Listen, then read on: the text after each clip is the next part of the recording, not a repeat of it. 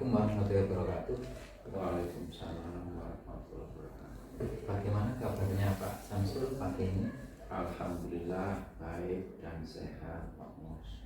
Mohon izin Pak Samsul, pada kesempatan ini kami mendapat tugas untuk membuat aksi nyata di akhir program guru penggerak. Ya. Nah, pada kesempatan ini kami memiliki program Pak Samsul, yaitu gerakan satu murid satu karya sains.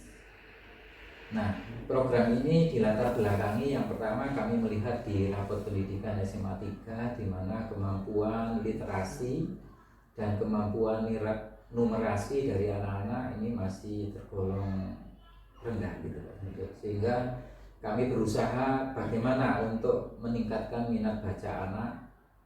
Nah, ini kebetulan saya lewatkan melalui gerakan satu murid satu karya sains gitu.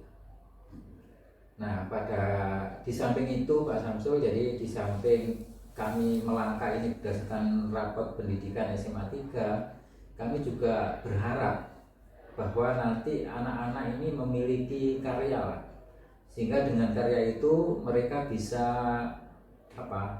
ketika melanjutkan ke perguruan tinggi, dia punya nilai tambah, sehingga peluangnya untuk masuk di perguruan tinggi ini juga menjadi lebih besar begitu Pak Samsul. Nah, berkaitan dengan hal itu kami mohon masukan dari Pak Samsul, termasuk mana program ini bisa kami laksanakan di SMA Negeri 3. Monggo. Baik Pak Mus, program jenengan ini luar biasa. Negeri panjenengan misalnya, anak kelas 10 kamu harus menghasilkan sebuah karya, karena ini salah satu syarat kalian mendapatkan sesuatu nilai atau apa. Monggo trik jenengan itu panjenengan terapkan. Panjenengan harus benar-benar mengawal dari mulai misalnya pembuatan judulnya, latar belakangnya, Anda memberikan kemampuan pada siswa bagaimana membuat sebuah karya tulis. Kalau memang panjenengan mampu mengawal, dan ya memang berat, tetapi kalau tidak dilakukan juga ya tetap harus dilakukan, dilaksanakan. Monggo dilaksanakan program ini, atau mungkin ada trik-trik tertentu. Kamu nanti jika melanjutkan ke perguruan tinggi misalnya, itu jelas hampir setiap mata kuliah itu harus menghasilkan sebuah karya inovasi. Kalau tidak dimulai dari sekarang, kapan lagi mau jadi apa? Oh, tidak bisa lah. Trik-trik panjenengan atau seperti yang disampaikan, monggo itu untuk menyelesaikan daripada anak-anak dalam membuat sebuah karya tersebut. Saya kira itu. Jadi apa yang jenengan sampaikan tadi, mungkin untuk pelaksanaannya mungkin kami akan menargetkan ya nggak tinggi-tinggi amat gitu Pak. Iya. Kami sesuaikan dengan kemampuan kami, kemudian kemampuan anak-anak dalam melakukan literasi sains begitu, sehingga nanti harapannya minimal lah sepertiga seperti harapan jenengan, sepertiga dari jumlah seluruh anak-anak ini sudah luar biasa. Karena memang selama ini kita belum memulai gitu ya. Dan mudah-mudahan dengan program ini anak-anak minat bacanya terdongkrak Pak Samsul, sehingga dia bisa membuat suatu karya-karya sederhana gitu ya, sehingga bermanfaat untuk dirinya sendiri, juga sekitarnya, dan untuk masa depannya sendiri begitu ya. Jadi saya berharap program jenengan itu tidak hanya antara panjenengan sama siswa saja. Kalau perlu disosialisasikan, dipublikasikan di sekolah. Minimal ada Bapak Ibu guru itu yang mendengar, tahu. Karena kita tahu bahwa Bapak Ibu guru untuk membuat sebuah karya tulis itu juga ogah-ogahan. Barangkali dengan program jenengan itu terdongkrak minat beliau-beliau untuk membuat suatu karya. Jadi siji gawe loro gawe programnya ke siswa, lah nanti mosok siswa iso guru nek gak iso lah seperti itu. Barangkali ya saya sangat mendukung sekali, tapi ya akhirnya nanti berimbas kepada guru-guru yang lain. Insya Allah setelah saya ketemu dengan jenengan, kami akan menindaklanjuti untuk bisa berpartisipasi untuk memaksimalkan program ini. Iya. Terima kasih atas waktunya Pak Samsul. Iya, Pak Mus. Mohon doa restunya, mudah-mudahan program ini bisa kami laksanakan secara bertahap. Oke, semoga lancar dan sukses, bisa sesuai dengan harapan panjenengan. Oke, matur nuwun. Terima kasih. Wassalamualaikum warahmatullahi wabarakatuh. Waalaikumsalam warahmatullahi wabarakatuh.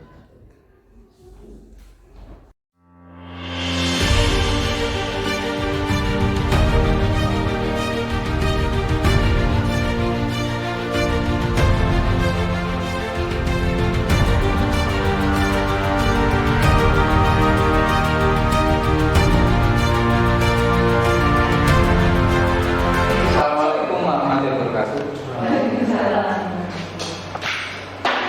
Terima kasih atas kehadiran Bapak Ibu semua pada kesempatan ini.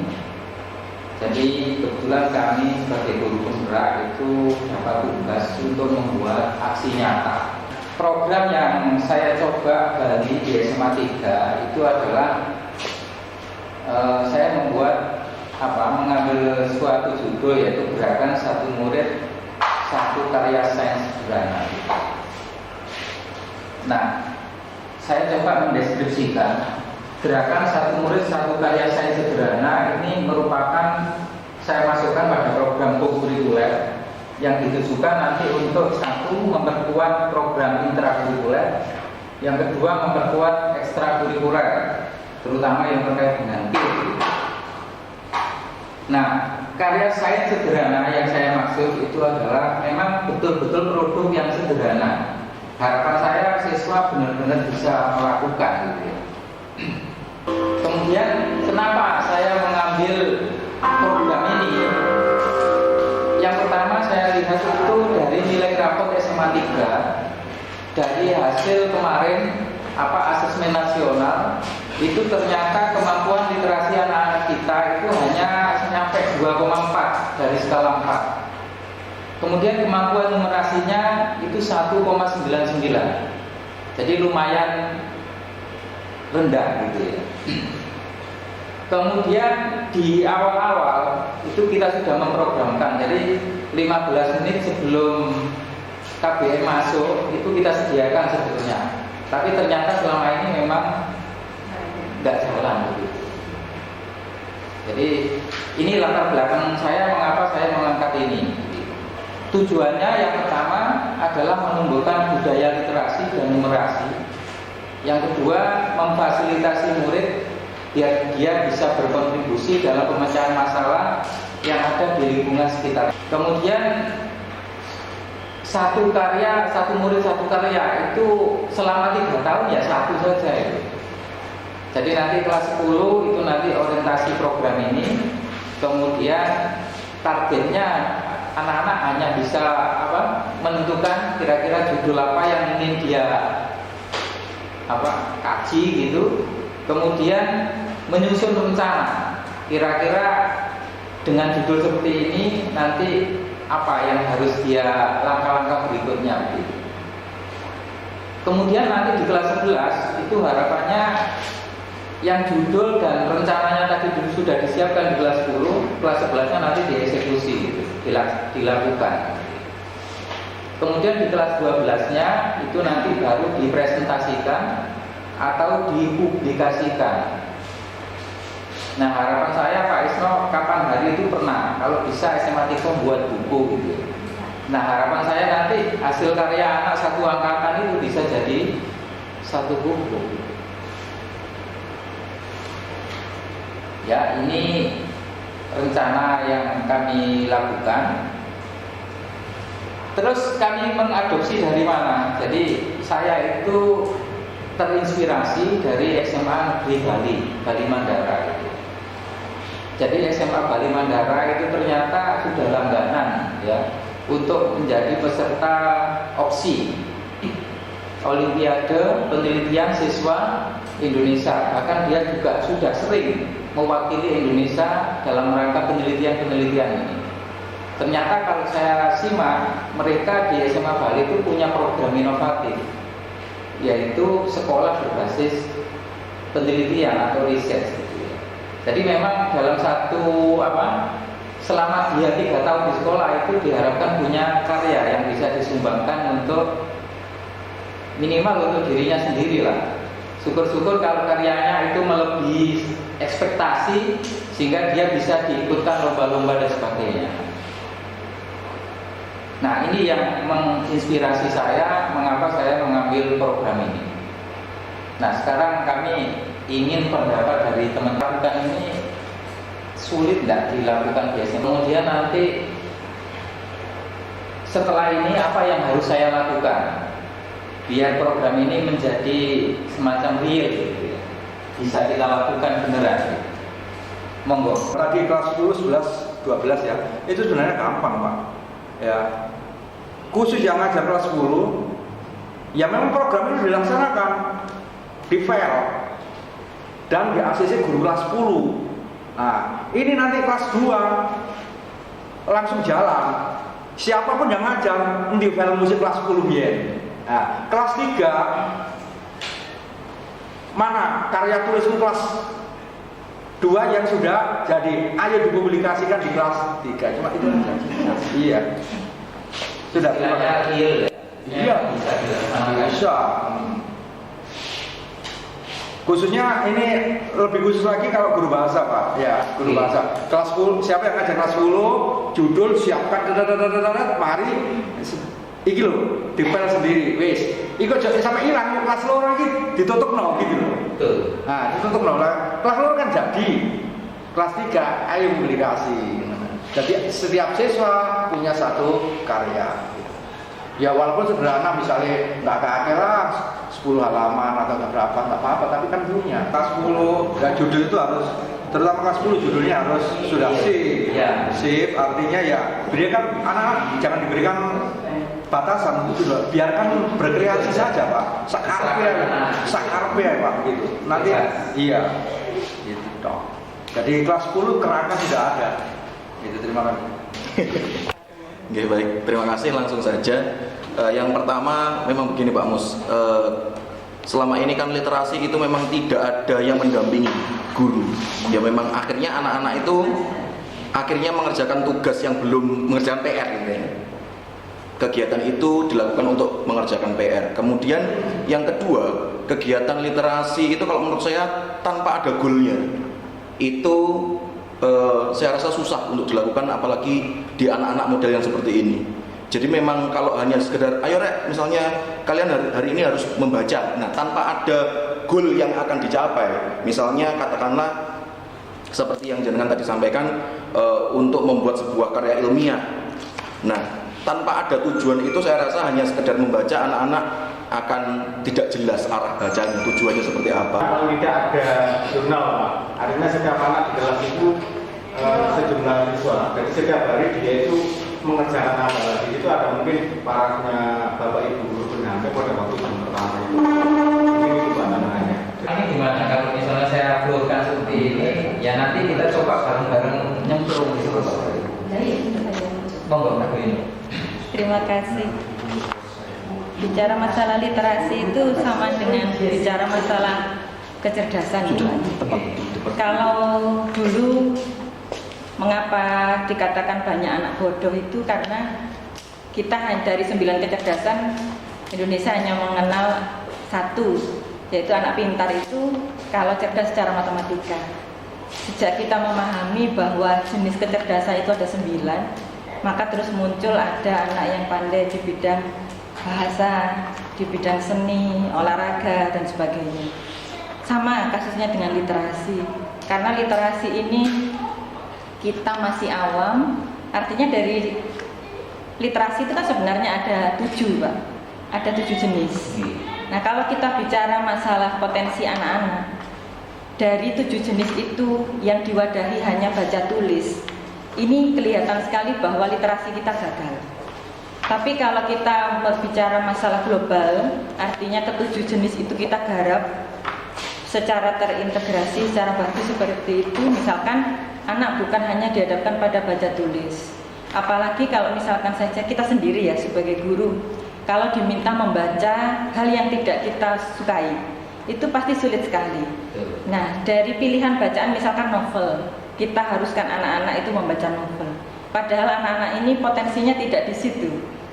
Kecerdasannya juga tidak di kecerdasan bahasa, dia olahraga, maka bacaan itu bebas, Pak. Berdasarkan kita survei dulu, anak ini potensinya apa dari 9 kecerdasan itu. Nanti anak ini kalau misalkan saja dia kecerdasannya adalah olahraga, maka bacaannya mungkin dia merangkum, itu bisa atau membuat seperti tadi proyek sains itu berhubungan dengan olahraga, dia pasti suka. Nah kalau orang itu kalau sudah cinta itu kan rela melakukan apa saja. Nah, iya Pak.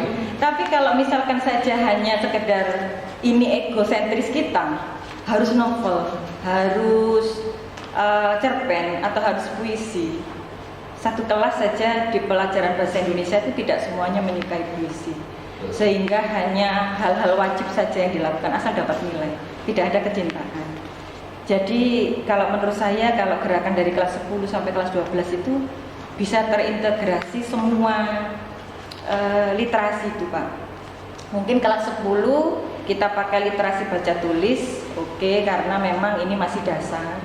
Terus nanti ada literasi sainsnya, kemudian terakhir nanti kelas 12 mengolah secara digital. Jadi tidak manual, karena anak-anak sekarang mohon maaf, ketertarikan untuk menulis tulis tantangan itu kan sudah sangat sangat ditinggalkan. Kalau mereka mengemas literasi itu, nak jadikan poster ya.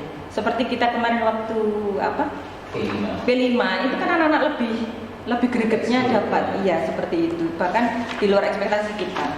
Jadi resensi itu tolong digarap nak di Canva dan sebagainya. Laporannya nanti pakai itu ya. Jadi semuanya terintegrasi. Karena kalau baca tulis saja Pak, kalau kita masih titik dasar dari literasi, gerakan literasi di sekolah itu adalah guru bahasa Indonesia, kita hanya ada satu gerakan saja. Padahal gerakan itu kan namanya gerakan. Seperti kalau kita bergerak, anatomi tubuh kita kan harus bergerak semuanya. Tidak mungkin kaki ini bergerak tanpa kita berpikir dulu. Jadi seharusnya semuanya itu terintegrasi. Tapi potensi anak-anak juga tidak dilupakan. Misalkan saja saya mau menulis karya sederhana saya itu tentang olahraga ya Bu. Nah, karena sekarang kecerdasan yang terakhir yang baru muncul itu kan kecerdasan gerak. Nah seperti itu. Jadi anak-anak kan suka Pak kalau membaca apa yang dia sukai. Otomotif, suka otomotif. Maka daripada anak-anak kebut-kebutan atau mungkin di rumah membuat masalah dengan sepeda motornya dilepasi komponennya, itu kan anak-anak bisa berliterasi tentang itu.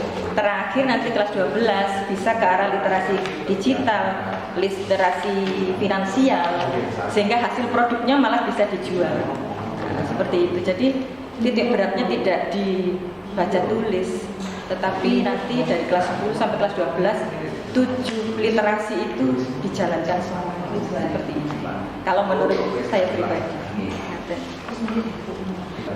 menurut saya sudah Pak. Tapi pengemasannya, kalau presentasi manual begitu kan. Kalau presentasi ya diserahkan anak-anak. Diserahkan iya. Tapi kita sekalian bahasa itu mandiri sekalian maksud saya begitu. Jadi presentasinya kita buat ke arah presentasi digital yang literasi digital yang luar biasa. Insya Allah anak-anak itu bisa Pak atau diberi wadah. Seperti P5 kemarin kan penuh kejutan sekali anak-anak. Tapi kalau dari awal sampai akhir hanya baca tulis saja, kita rugi dengan nama gerakan literasi.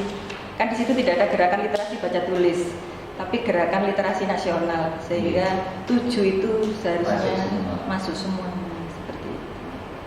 Dengan begitu misalkan anak-anak juga diajari literasi finansial oleh guru ekonomi, digital oleh guru TIK atau guru lain yang berkompeten di bidang itu. Jadi semua gerakan itu Pak, tidak bergerak hanya di satu lini saja. Oke, jadi masukan teman-teman ini tadi sudah saya kampung ya. Jadi intinya memang kita tidak membatasi anak. Kamu harus membuat karya ini, enggak. Kita bebaskan. Dia sukanya apa? Ya kesukaanmu itu kamu tuangkan di situ. Harapan saya gitu. Sehingga kalau dia sukanya olahraga ya nggak apa-apa. Buat karya sederhana terkait dengan olahraga. Tidak apa-apa. Jadi nggak harus ke kimia, nggak harus ke ilmiah banget, enggak. Cuma teman-teman bahasa Indonesia tetap saya minta agar tulisan anak-anak itu secara ilmiah bisa dipertanggungjawabkan kan gitu. Dia ngambil sumber dari mana, kamu cara merujuknya bagaimana, ini tetap kami minta bantuan teman-teman. Satu anak kita minta satu karya, dimana karya ini memang yang suka dia. Pak Isno ada masukan? Ya, masukan saya ini ya, betul tadi bahwa ketika kita ingin berkarya terus kemudian tidak ada goalnya, ya orang itu tidak semangat gitu. Misalnya juga resensi atau nulis apapun kemudian ketika ya kan saya sendirilah, ketika saya menulis apa ya saya menerbitkan karya saya gitu. Harus diterbitkan. Kenapa? Itu menjadi kebanggaan saya gitu ya. Nah, termasuk karya-karya tadi, berbagai karya-karya puisi atau apa harus betul-betul ada wujudnya. Nah, kalau menerbitkan kita bisa memfasilitasi, kalau misalnya berupa buku ya monggo. Ya buku itu kan Siswaan siap gitu. Artinya seandainya karya anak-anak itu sudah terkumpul, ya siap tidak siap ya nanti kita kalkulasi. Artinya begini, kemarin saja untuk pembiayaan majalah, ya pembiayaan majalah itu kan dimasukkan di daftar ulang, itu katut pembiayaan majalah. Tapi kalau kita lihat kemudian majalah itu saja, ternyata tidak banyak juga yang tertarik. Nah, oleh karenanya kalau dana itu digunakan untuk berbagai karya, ya silakan. Tapi kan tetap harus ada hitung-hitungannya.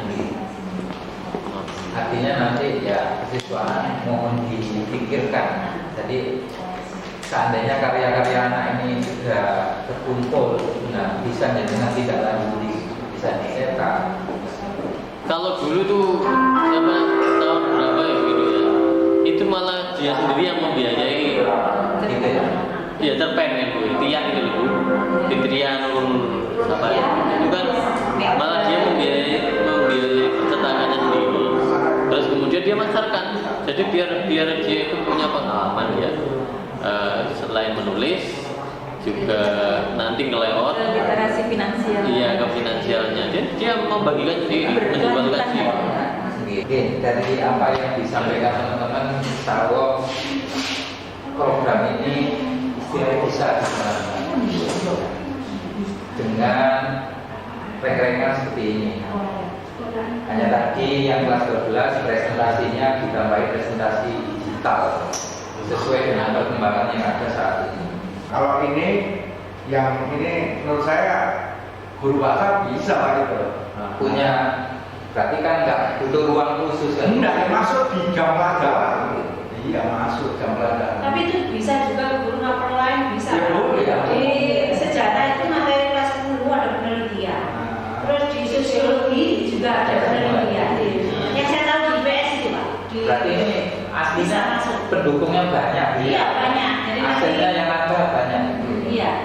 Jadi misalnya kelas 10 itu di materi sejarah ada